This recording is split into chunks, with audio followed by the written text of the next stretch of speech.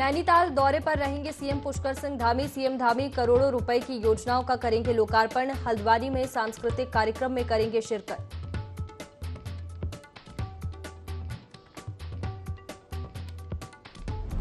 केंद्रीय मंत्री वीके सिंह ने सीएम धामी से की मुलाकात। राज्य की योजनाओं को लेकर हुई चर्चा। चारधाम यात्रा मार्गों को दुरुस्त करने पर भी हुई बात।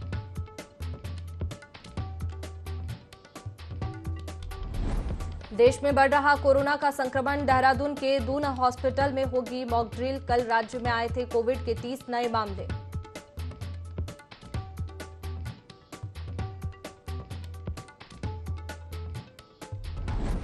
टिहरी में दर्दनाक हादसा। खाई में गिरा यूटिलिटी वाहन। रास्ते में लिफ्ट लेकर चढ़े 3 बच्चों की मौत।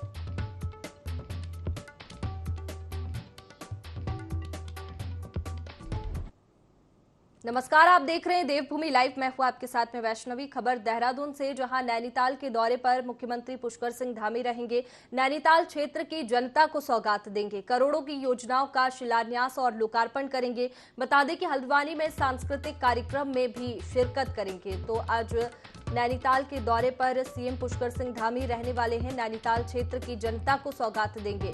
करोड़ों की योजनाओं का शिलान्यास और लोकार्पण करेंगे। हल्द्वानी में सांस्कृतिक कार्यक्रम में भी शिरकत करेंगे। तो सौगात आज नैनीताल क्षेत्र की जनता को मिलने वाली है। करोड़ों की योजनाओं का शिलान्यास और लोकार्पण होगा। हल्द्वानी में सांस्कृतिक कार्यक्रम में भी शिरकत करेंगे।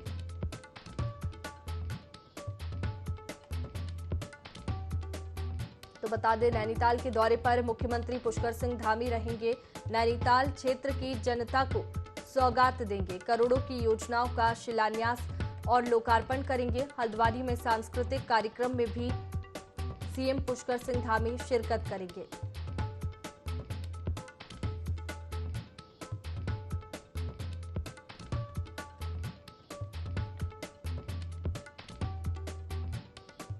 चलिए जानकारी लेंगे। हमारे सहयोगी आकाश हमारे साथ जुड़ गए हैं। आकाश, नैनीताल के दौरे पर रहने वाले हैं आज सीएम, क्या कुछ कार्यक्रम उनके रहेंगे? देखिए, बिल्कुल मुख्यमंत्री पुष्कर सिंह धामी आज नैनीताल के दौरे पर रहेंगे, जहां पर नैनीताल में कई विकास जो कार्य की योजनाएं हैं उसका वो शिलान्यास और लोकार्पण आज मुख्यमंत्री की तरफ से किया जाएगा। और कह सकते हैं कि नैनीताल क्षेत्र की जनता को मुख्यमंत्री कई सौगातें जो है देंगे, क्योंकि पिछले दिनों की अगर हम बात करें तो मुख्यमंत्री कहीं ना कहीं तमाम जो जिले हैं उसके दौरे मुख्यमंत्री की तरफ से किए जाते थे, जहां पर वहां पर विकास कार्यों की समीक्षा करने के साथ ही कई सौगातें जो है जिले के लोगों को देते थे। लेकिन सरकार के 1 साल होने के बाद मुख्यमंत्री ने यह तय किया है कि वो हर विधानसभा का दौरा करेंगे और उसी के तहत आज वो नैनीताल विधानसभा में पहुंचेंगे, जहां पर कई विकास कार्यों की जो योजना है उसका शिलान्यास और लोकार्पण मुख्यमंत्री की तरफ से किया जाएगा। और शाम को मुख्यमंत्री हल्द्वानी में एक सांस्कृतिक कार्यक्रम में जो है शामिल होंगे। और आज मुख्यमंत्री का खटीमा में रुकने का ही कार्यक्रम है। तो कह सकते हैं कि मुख्यमंत्री लगातार अगर कहें कि 2024 के चुनाव को लेकर के ये रणनीति बनाई गई है कि किस तरीके से अब विधानसभा वाइज जो है मुख्यमंत्री जाएं, वहां पर लोगों से मुलाकात करें, वहां की समीक्षा करें क्षेत्र की, और साथ ही साथ स्थानीय लोगों से मुलाकात के साथ ही वहां पर तमाम विकास कार्य सरकार जो चल रहे हैं उसका शिलान्यास और लोकार्पण करे। तो उसी के तहत मुख्यमंत्री आज नैनीताल जाने वाले हैं, जहाँ पर कई विकास कार्यों की जो योजना है उसका शिलान्यास और लोकार्पण करेंगे। बिल्कुल आकाश, कई सौगातें आज नैनीताल को मिलने वाली है। आप बने रहिए हमारे साथ, आगे और जानकारी आपसे लेंगे।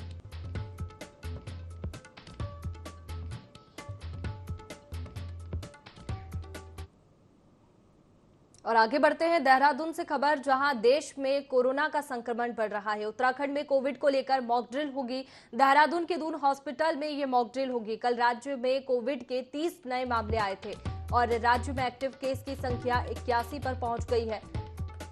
तो लगातार कोरोना को देखते हुए स्वास्थ्य विभाग भी अलर्ट मोड पर है और मॉक ड्रिल के भी तमाम इंतजाम किए गए हैं। उत्तराखंड में कोविड को लेकर मॉक ड्रिल होने वाली है। देहरादून के दून हॉस्पिटल में मॉक ड्रिल होगी।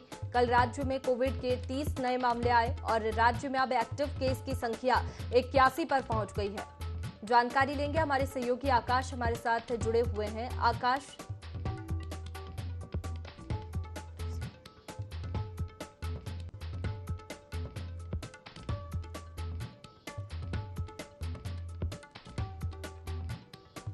तो देखिए, देश में कोरोना का संक्रमण बढ़ रहा है। उत्तराखंड में कोविड को लेकर मॉक ड्रिल होगी। देहरादून के दून हॉस्पिटल में मॉक ड्रिल होगी। कल राज्य में कोविड के 30 नए मामले आए थे। राज्य में एक्टिव केस की संख्या 81 पर पहुंच गई है। जानकारी लेंगे, हमारे सहयोगी धनंजय हमारे साथ फोन लाइन पर जुड़ गए हैं। धनंजय, देश में लगातार कोरोना बढ़ रहा है और 81 मामले भी देहरादून से सामने आए हैं। हाँ बिल्कुल, देखिए वैष्णवी, जिस तरीके से देश में लगातार जो है कोविड के जो है मामले बढ़ रहे हैं, उसके बाद जो सेंट्रल गवर्नमेंट है उसने सभी राज्यों को ये कहा गया है कि अपने अपने राज्यों में जो मॉक ड्रिल करेंगे। और आज जो है मॉक ड्रिल राजधानी देहरादून के जो अभी कोऑर्डिनेशन में हो रही है, स्वास्थ्य मंत्री वहाँ पर पहुंचे हुए हैं। स्वास्थ्य मंत्री धन सिंह रावत वहाँ पर पहुंचे हैं। इसके बाद अब दून अस्पताल में जो है मॉक ड्रिल होगी। तो कहीं ना कहीं ये कह सकता है कि जो मामले कोविड के बढ़ रहे हैं लगातार, स्वास्थ्य विभाग कह रहा है कि आप लोग सचेत रहें, जहाँ पर जो भीड़ भाड़ के इलाके हैं वहाँ पे न जाएं, आप मास्क पहन के जाएं। लेकिन भीड़ भाड़ के इलाकों में अक्सर देखा जा रहा है कि लोग मास्क नहीं पहन रहे हैं। तो इसको लेकर कहीं ना कहीं जो मॉक ड्रिल हो रही है, तो इसका एक संदेश भी स्वास्थ्य विभाग देने की कोशिश कर रहा है कि लोग जो है सचेत रहे। तो कह सकते हैं कि एक बार फिर जो है कोविड के मामले सामने आ रहे हैं। जी बिल्कुल, कोविड के लगातार मामले सामने आ रहे हैं और मॉक ड्रिल भी हो रही है। इसी को देखते हुए बहुत शुक्रिया आपका जानकारी के लिए।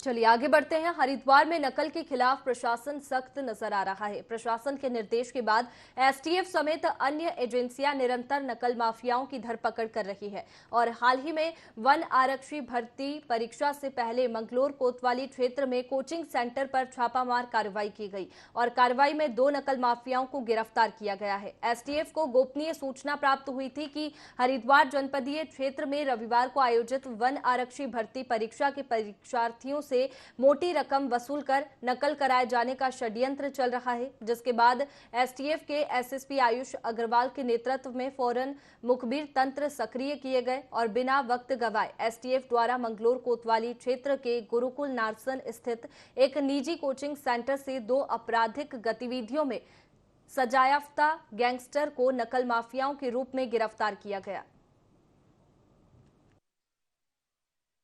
मुख्यमंत्री जी द्वारा लगातार निर्देश दिए जा रहे हैं कि जो भी नकल माफिया हैं उन पर सख्त से सख्त कार्रवाई की जाए और इसी क्रम में उत्तराखंड में एक सख्त नकल विरोधी कानून भी बनाया गया है और इसमें आयोग के द्वारा जो भी परीक्षाएं की जाती हैं उनमें लगातार पुलिस के द्वारा सतर्क दृष्टि रखी जाती है। इसी क्रम में एक सूचना एसटीएफ की टीम को प्राप्त हुई थी कि जो रविवार को 9 अप्रैल को वन आरक्षी की परीक्षा होने वाली है, उसमें कुछ लोग हैं जो कि इसमें नकल कराने का षड्यंत्र रच रहे हैं। तो उसी क्रम में एसटीएफ की टीम द्वारा नारसन में मंगलौर थाना क्षेत्र में एक कोचिंग सेंटर है जिस पर दबिश दी गई और वहां से 2 लोगों को अरेस्ट किया गया है और इस संबंध में कोतवाली मंगलौर में मुकदमा पंजीकृत है। हरिद्वार में 2 लोगों के बीच झगड़ा हो गया। सूचना पर एसआई खेमेंद्र गंगवार चेतक जवानों के साथ जब मौके पर पहुंचे, जहां एक बाबा घायल अवस्था में मिला। घायल को सिविल अस्पताल ले जाने पर चिकित्सक ने उसे मृत घोषित कर दिया। वहीं लोगों से पूछताछ में जानकारी मिली कि निश्चित स्थान पर सोने को लेकर हुए झगड़े में रिक्शा चालक ने बाबा के सिर पर पत्थर मारा, जिस कारण वह गंभीर रूप से जख्मी हो गया और बाबा की मृत्यु हो गई। फिलहाल पुलिस ने मामला दर्ज कर आरोपी की तलाश शुरू कर दी है।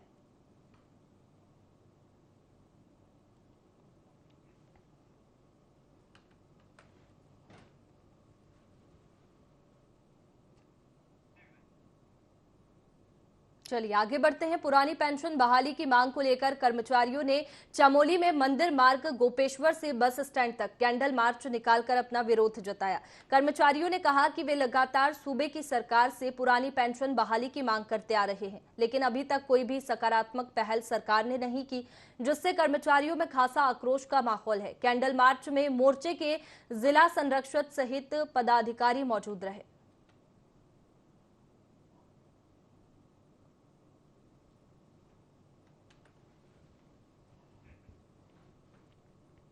केदारनाथ धाम यात्रा को सुगम बनाने को लेकर लगातार तैयारियां की जा रही है। इसी कड़ी में जिलाधिकारी मयूर दीक्षित ने संबंधित अधिकारियों के साथ स्थलीय निरीक्षण कर तमाम व्यवस्थाओं का जायजा लिया। इस दौरान जिलाधिकारी ने व्यवस्थाएं दुरुस्त करने और कार्य पूर्ण करने के निर्देश दिए।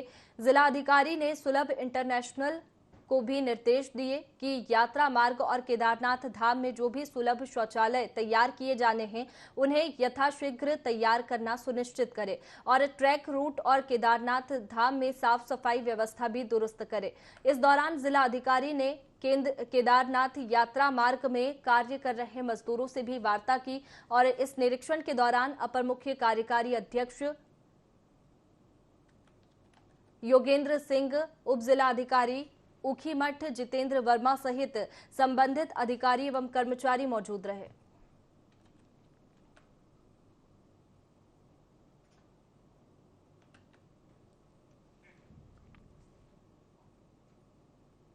चलिए आगे बढ़ते हैं। चारधाम यात्रा को सुगम और बेहतर संचालन के लिए उत्तरकाशी जिला प्रशासन जोर शोर से जुटा हुआ है और जिला अधिकारी अभिषेक रुहेला ने विधायक संजय डोभाल के साथ जानकीचट्टी और यमुनोत्री पैदल मार्ग पर गतिमान निर्माण कार्यों का स्थलीय निरीक्षण किया और व्यवस्थाओं का जायजा लिया। डीएम ने यात्रा व्यवस्थाओं से जुड़े कार्यों में तेजी लाने के निर्देश दिए। डीएम ने यमुनोत्री पैदल मार्ग आवागमन में बाधक बन रहे पेड़ों को हटाने के निर्देश डीएफओ को दिए। साथ ही जानकीचट्टी और में दवाइयों और ऑक्सीजन सिलेंडर जैसी आवश्यक सुविधाओं की उपलब्धता सुनिश्चित करने की बात कही और अवैध मादक द्रव्यों का कारोबार करने वाले पर सख्त कार्रवाई करने विशेष टीम गठित करने के निर्देश दिए।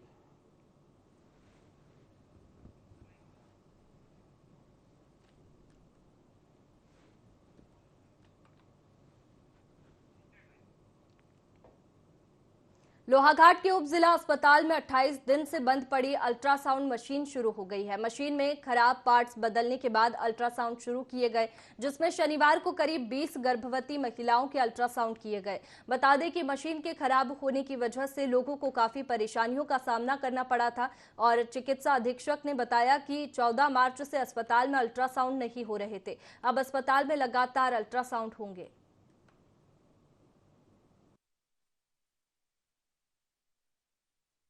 इनका जो पार्ट्स खराब था वो आज समय से यहाँ पहुँचकर सुबह ही अल्ट्रासाउंड प्रारंभ हो गए हैं। इसके लिए हम जिला प्रशासन का धन्यवाद करेंगे, क्योंकि सरकार की जो मंशा है उस मंशा के अनुरूप लोहाघाट चिकित्सालय में सुविधाएं नहीं मिल पा रही हैं। आगे भी कुछ व्यवस्थाएं हैं जिनके लिए हम लोग संघर्षरत रहेंगे और सरकार की मंशा के अनुरूप जनता को यहाँ से सुविधाएं मिल सके इसके लिए कार्य। काफ़ी टाइम से हमारी अल्ट्रासाउंड मशीन खराब चल रही थी, तो जिसके बाद चंपावत की डीएच से दूसरी मशीन मंगाई थी। उसका प्रोब खराब था, जिसकी वजह से उसमें इमेज साफ नहीं आ रही थी, तो अल्ट्रासाउंड नहीं हो रहे थे यहाँ पे। तो सीएमओ सर को लिख के दिया था, उन्होंने प्रोब ऑर्डर किया था और आज प्रोब आ गया है, नया प्रोब आ गया है। इसमें क्लियर पिक्चर है और अब से पहले की तरह ही डेली अल्ट्रासाउंड होंगे। अल्ट्रासाउंड का प्रोब पहुंच गया था लगभग 7:30 बजे के टाइम। उसको हमने लगवा भी दिया है अपने रेडियोलॉजिस्ट से और चेक भी कर लिया है। मशीन फंक्शनल है, अच्छे से काम कर रही है, अल्ट्रासाउंड प्रॉपर। कोरोना के बढ़ते मामलों को लेकर सभी अस्पताल अलर्ट मोड पर आ गए हैं। होम्योपैथिक विभाग ने लोहाघाट के अस्पताल परिसर में निशुल्क चिकित्सा शिविर का आयोजन किया। शिविर में मरीजों को निशुल्क दवा भी वितरित की गई। इस अवसर पर होम्योपैथिक विभाग की डॉक्टर उर्मिला बिष्ट ने कहा कि कोरोना के मामले बढ़ते जा रहे हैं। होम्योपैथी विभाग ने पूरी तैयारी कर ली है, लेकिन लोगों को जागरूक रहना पड़ेगा। बता दें कि कोरोना से एक 16 वर्षीय छात्रा की मौत हो गई है। इसके बाद सीएमओ ने अलर्ट जारी किया। हमारी पूरी तैयारियां हैं कोरोना के लिए। हम लोग इम्यूनिटी बूस्टर, ये आर्सेनिक एल्बम हमारी 30 जो आती है उसको हम लोग दोबारा से बांटना शुरू कर रहे हैं और शिविरों में खासकर हम आर्सेनिक तो दे ही रहे हैं सारे पेशेंट्स को। इसके अलावा जो प्रॉब्लम लेके आ रहा है उसके लिए दे रहे हैं और कोई भी हमारी तरफ से कमी नहीं रहेगी कोरोना को रोकने के लिए, रोकथाम के लिए, ताकि इम्यूनिटी बनी रहे। इसलिए आर्सेनिक का वितरण पूरी तरह से किया जा रहा है। उत्तराखंड के मुख्यमंत्री पुष्कर सिंह धामी के विजन को धरातल पर उतारने के लिए हरिद्वार पुलिस लगातार काम कर रही है। पुलिस लगातार महिलाओं को आत्मरक्षा के गुण सिखा रही है। जहां नारी शक्ति उत्सव के तहत महिलाओं को सेल्फ डिफेंस टेक्निक्स सिखाई जा रही है। एसएसपी अजय सिंह के निर्देशन में ये कार्यक्रम पूरे जनपद में चलाया जा रहा है, जिसमें कई महिलाओं ने बढ़ चढ़कर हिस्सा लिया और कोतवाली रानीपुर क्षेत्र के गोल लाइट कंपनी में 37 महिलाओं और बालिकाओं को आत्मरक्षा की तकनीक सिखाई गई।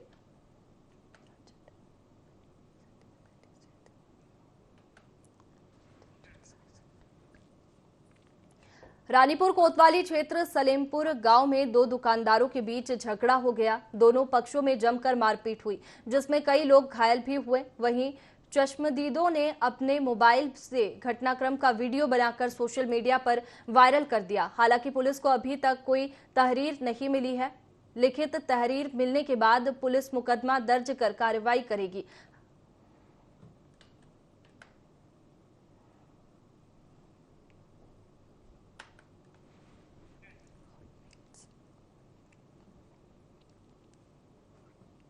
चलिए आगे बढ़ते हैं। लोहाघाट पिथौरागढ़ एनएच में विभाग की ओर से घटिया गुणवत्ता का हॉट मिक्स किए जाने पर लोगों ने गहरी नाराजगी जताई।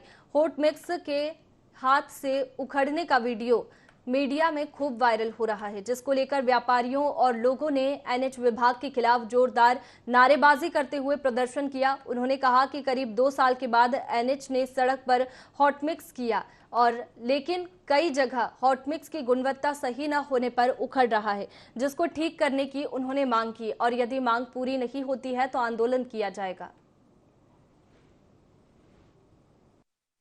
कार्य प्रणाली काफी संदिग्ध है।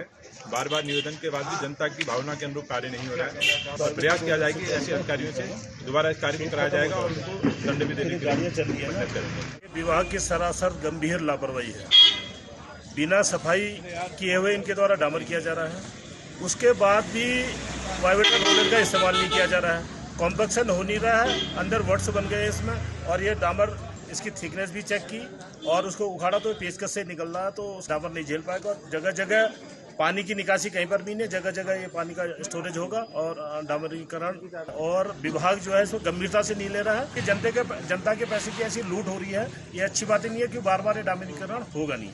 समस्त व्यापारी काफी परेशान थे, जिसको लेकर हमने एनएच का घेराव भी किया था और उनको चेतावनी दी थी कि तुरंत डामरीकरण कर दिया जाए। और उनने डामरीकरण किया और लिपापोती कर दी। न इन्होंने धूल उड़ाई और मिट्टी में ही डामर डाली गई और न इनका कंप्रेसर चालू था, खाली लोलर में से दबा करके ये छोड़ के गए हैं। और जगह जगह गड्ढे हो रहे हैं और जगह जगह डामर उखड़ने लग गया है। एक ही दिन में ये हाल है तो ये सालों तक क्या स्थिति रहेगी।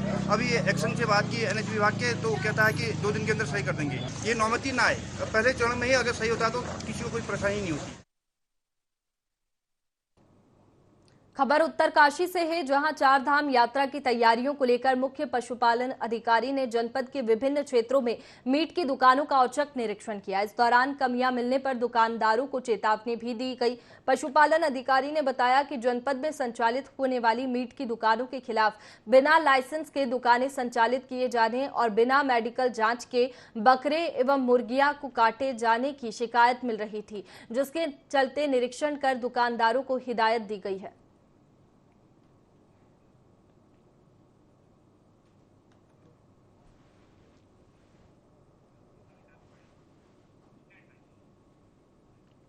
ऋषिकेश के निर्माता ओम प्रकाश भट्ट ने 16 अगस्त 1947 फिल्म प्रोड्यूस की है। फिल्म निर्माता ओम प्रकाश भट्ट ने प्रेस वार्ता कर जानकारी दी कि दर्शकों को कॉन्टेस्ट भरी फिल्मों पसंद आ रही है और भट्ट ने आगे बताया कि फिल्म 4500 सिनेमा स्क्रीन्स पर रिलीज की जाएगी। ओम प्रकाश भट्ट ने अपने जन्मस्थल उत्तराखंड के ऋषिकेश में फिल्म को देखने का निर्णय लिया है। भट्ट का कहना है कि जल्द ही उत्तराखंड पर आधारित फिल्म भी बड़े पर्दे पर रिलीज की जाएगी। बता दें कि प्रकाश भट्ट शैक्षणिक संस्थान चलाने के बाद उत्तराखंड का नाम रोशन करने के लिए फिल्म इंडस्ट्री में आए।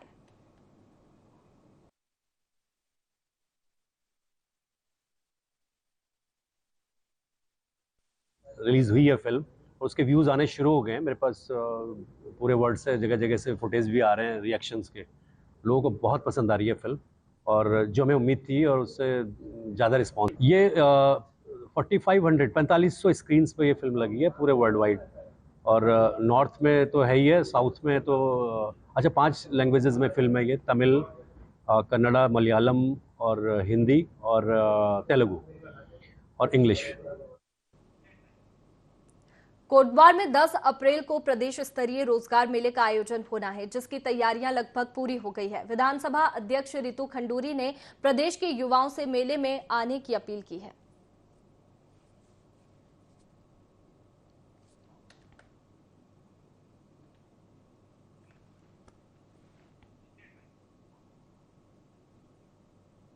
मां यमुना के उद्गम स्थल पर गर्म पानी का कुंड है। इस कुंड में भक्त स्नान करते हैं, साथ ही अपने साथ लाए हुए चावल और आलू को उबालकर प्रसाद बनाते हैं। कहा जाता है कि इस स्थान पर मां यमुना ने सूर्य देव की तपस्या की थी, जिसके बाद तपस्या से प्रसन्न होकर भगवान सूर्य ने मां यमुना को वरदान दिया था। इस स्थान पर जो भी भक्त आएगा उसको यम की फांस से मुक्ति मिलेगी। आस्था के प्रतीक इस स्थान पर बड़ी संख्या में श्रद्धालु आते हैं और स्नान करके पूजा अर्चना करते हैं, लेकिन कड़कती ठंड में कुंड से निकलता गर्म पानी विज्ञान की दृष्टि से आज भी प्रश्न है।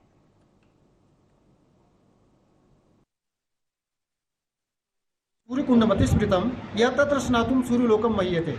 यमुना जी की शीतलधारा के पूर्व भाग में सूर्य कुंड है। सूर्य कुंड का जो जल तप्त कुंड में जाता है। इसके स्नान करने से सूर्य लोक की प्राप्ति। तत्र दिव्य शिला नाम स्पर्शान मुक्तिदायिनी, इसको दिव्य शिला कहते हैं। इसके स्पर्श मात्र से सतयुग में आदमी मोक्ष को प्राप्त होता था। कलौ धर्म विहीना या पूजन कुर्वन्ति मानवा, कलयुग में जो व्यक्ति इस स्थान पर बैठकर मां यमुना जी की पूजा अर्चना करेगा वो यमत्रास से मुक्त होगा।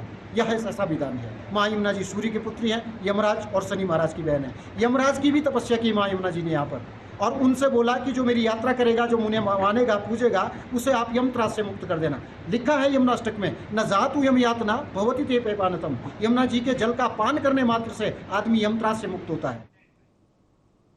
चंपावत के विशारी गांव से पिछले 13 दिनों से लापता युवक का शव बरामद हुआ है। प्रभारी एसओ नवल किशोर ने बताया कि लापता भुवन चंद्र के परिजनों ने 3 अप्रैल को पाटी थाना क्षेत्र में गुमशुदगी दर्ज कराई थी, जिसके बाद पुलिस ने युवक की तलाश शुरू की। पुलिस ने शव को परिजनों को सौंप दिया है। वहीं अब परिजन प्रशासन से मृतक के परिवार को आर्थिक सहायता देने की मांग कर रहे हैं। विशारी गांव के एक भुवन चंद गैतुड़ी थे जो गुम हो गए थे। उनके परिजनों ने थाना पाटी में गुमशुदगी दर्ज करवाई थी, तो उसकी पुलिस और गांव वालों द्वारा काफ़ी खोजबीन की गई। तो उसमें पता चला कि एक ड्राइवर उन्हें छोरा गांव में छोड़ के आया। उसके बाद सुराग मिलने के पर पता चला कि थोड़ा मानसिक रूप से कमजोर भी था। तो दिनांक 8 अप्रैल को कोरा नदी में उसका शव बरामद हुआ, जिसका पंचायतनामा भरा गया और सुरक्षा की दृष्टि से कल उसे पार्टी अस्पताल में रखा गया और आज लोहागढ़ भेज के पंचायतनामा के सब उसके परिजनों को सुपुर्द कर दिया जाएगा। बुखार था इसको, सब तरफ से रिश्तेदारी में, बाजार में, जंगल, हर जगह पूछताछ की, कहीं वो नहीं मिला। फिर मिला तो उसके बाद फिर गाड़ी की रिपोर्ट मिली कि वहाँ चले। उत्तराखंड में यूथ कांग्रेस ने पोस्ट कार्ड अभियान शुरू किया है। इस अभियान के तहत यूथ कांग्रेस प्रदेश भर में घर घर जाकर पोस्ट कार्ड पर लोगों के हस्ताक्षर कराएगी। इन पोस्ट कार्ड को पीएम मोदी को भेजे जाएंगे। साथ ही पीएम मोदी से 4 सवाल भी किए जाएंगे।